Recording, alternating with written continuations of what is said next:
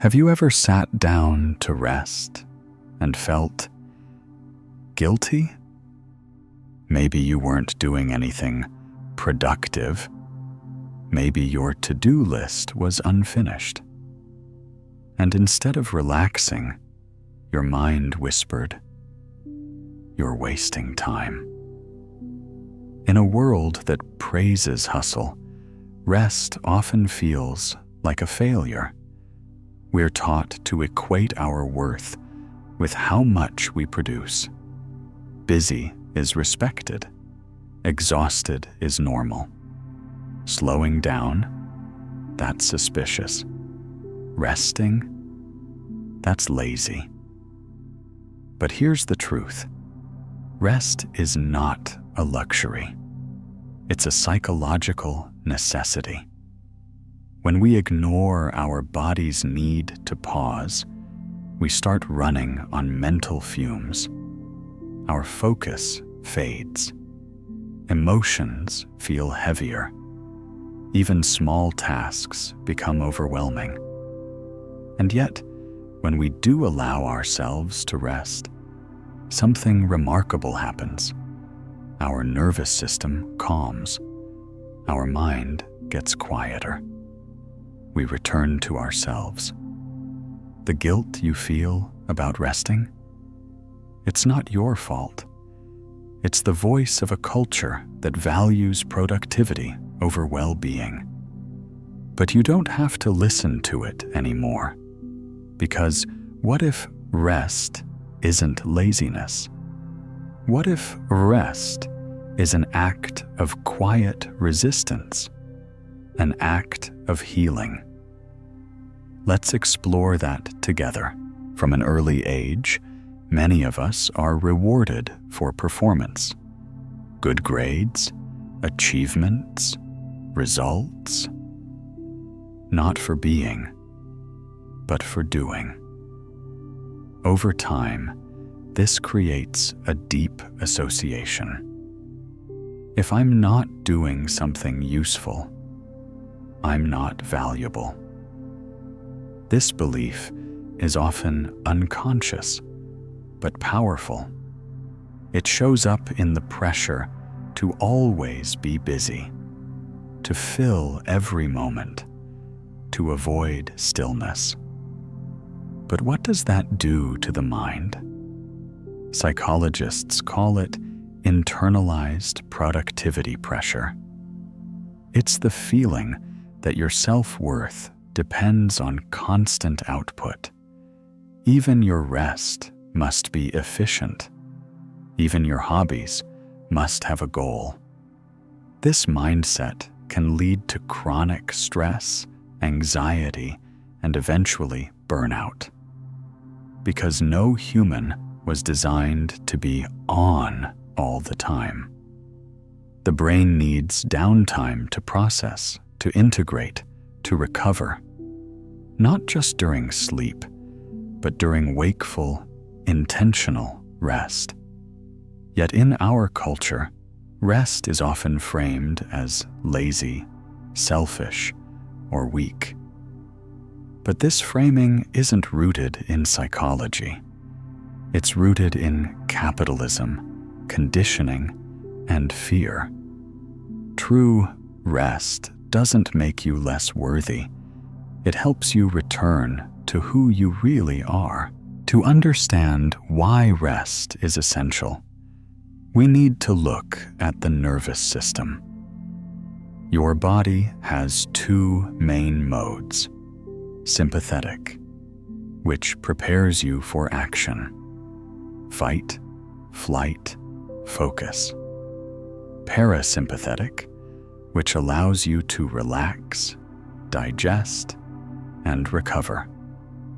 Most people live stuck in the first mode, tense, alert, always on. Even when sitting still, their minds race. They scroll, check emails, worry. The body is resting, but the system is still in stress mode. Real rest activates the parasympathetic system, It signals safety. It tells your brain, you're allowed to let go now. This is when healing happens. Your heart rate slows, your muscles release, your thoughts soften, and most importantly, your sense of self becomes less tied to performance. In this state, you don't need to prove anything. You just get to be. That's not laziness. That's restoration.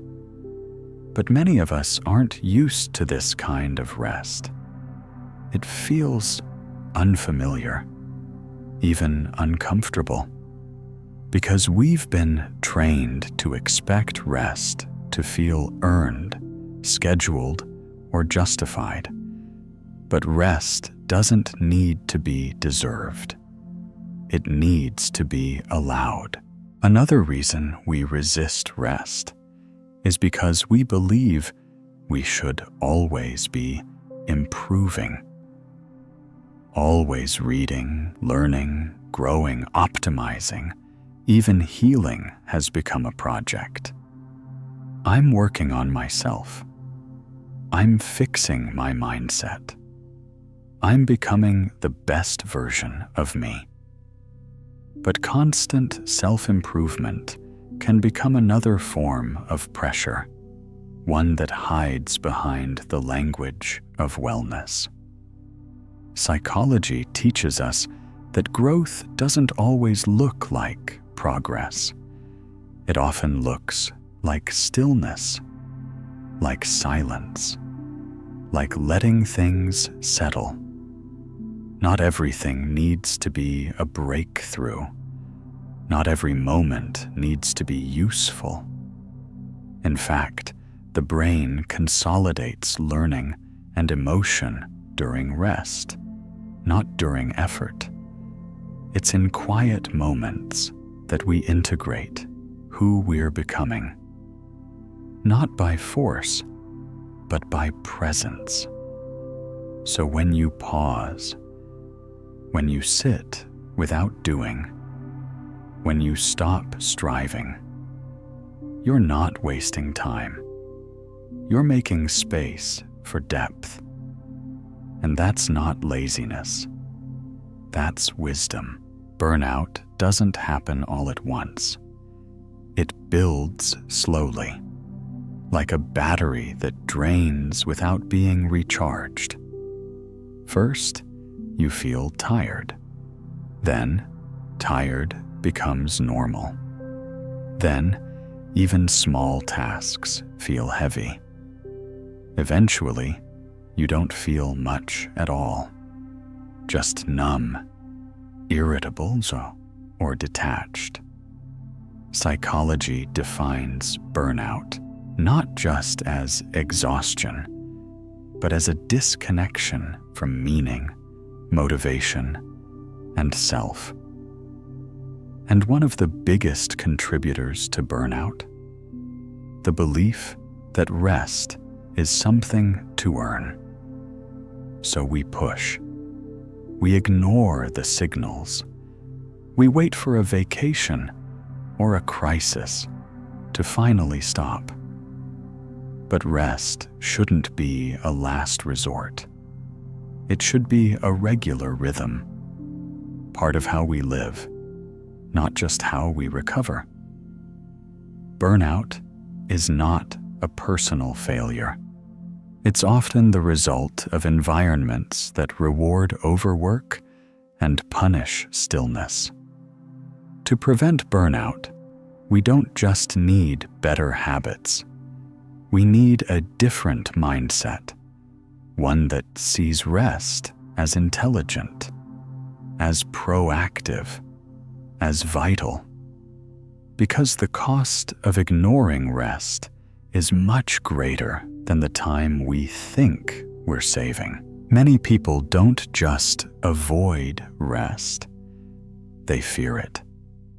Because when we finally stop moving, the emotions we've been avoiding often rise to the surface. sadness, loneliness, anxiety, guilt. In this way, rest becomes more than physical. It becomes emotional. That's why some people stay busy on purpose. Activity becomes a shield. Motion keeps the feelings away. But psychological healing can't happen in a rush.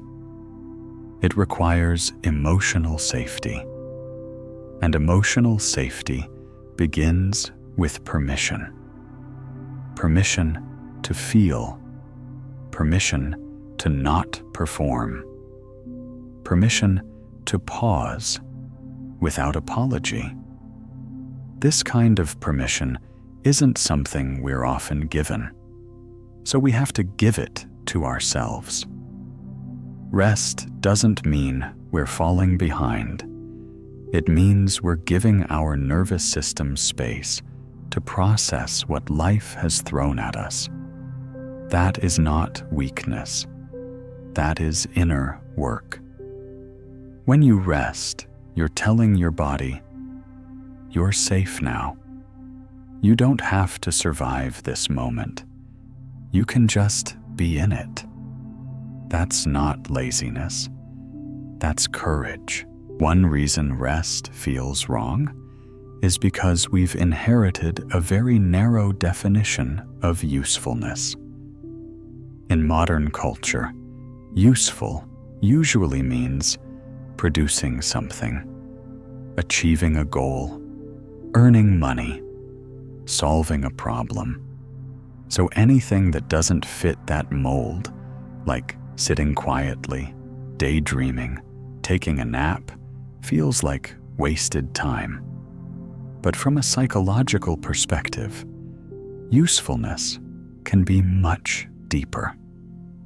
Rest is useful when it restores clarity, when it helps you reconnect with your values, when it allows emotions to settle instead of spilling out sideways. Sometimes the most productive thing you can do is to stop, so you can return with intention. Also, consider this. You don't have to be useful to deserve care. Your worth isn't conditional. You are not a machine. You are a human being, not a human doing. And sometimes being is enough. What if you allowed that idea to be true, even just for today? There's a kind of rest that isn't just about sleep or relaxation. It's the rest that comes from doing absolutely nothing and feeling okay with it. But in a fast-paced world, doing nothing can feel almost rebellious. We're so used to checking, scrolling, planning, improving. Even our leisure time is often filled with noise and stimulation. But the mind, like the body, needs empty space. Moments of stillness, with no agenda, no productivity, no distraction, are where creativity returns, where deep thoughts arise, where peace has room to grow. Psychologists sometimes refer to this as default mode, a brain state that activates during quiet reflection. It's where the mind connects past, present, and future, where insight and integration happen. But we rarely allow this space.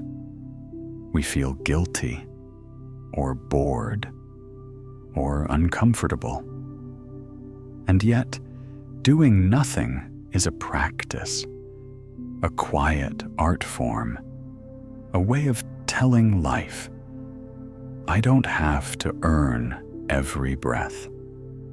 Because rest isn't always a break from life. Sometimes rest is life. In a culture that values output over well-being, choosing to rest is radical. It's a quiet protest against burnout, a refusal to measure your worth by your productivity. Rest becomes an act of self-trust, a way of saying, I don't have to prove anything today. Psychology shows us that true healing often begins when urgency ends, when we stop pushing and start listening. And when we reclaim rest, not as something we must justify, but as something we naturally need, we begin to rebuild a healthier relationship with ourselves. You start to see that slowing down isn't falling behind. It's aligning, coming back into rhythm with your mind, your body, your breath. This doesn't mean you'll never work hard or feel driven, but your effort will come from wholeness, not depletion. Rest is not the opposite of ambition. It's what keeps ambition sustainable. So when you rest, you're not giving up. You're restoring your ability to keep going with clarity, with care, and with peace. So here's the truth. We often forget. Rest is not lazy. It's not selfish. And it's not a waste. Rest is how we come home to ourselves. It's how we stay emotionally available, mentally clear, and physically well. Psychology doesn't just allow for rest, it requires it.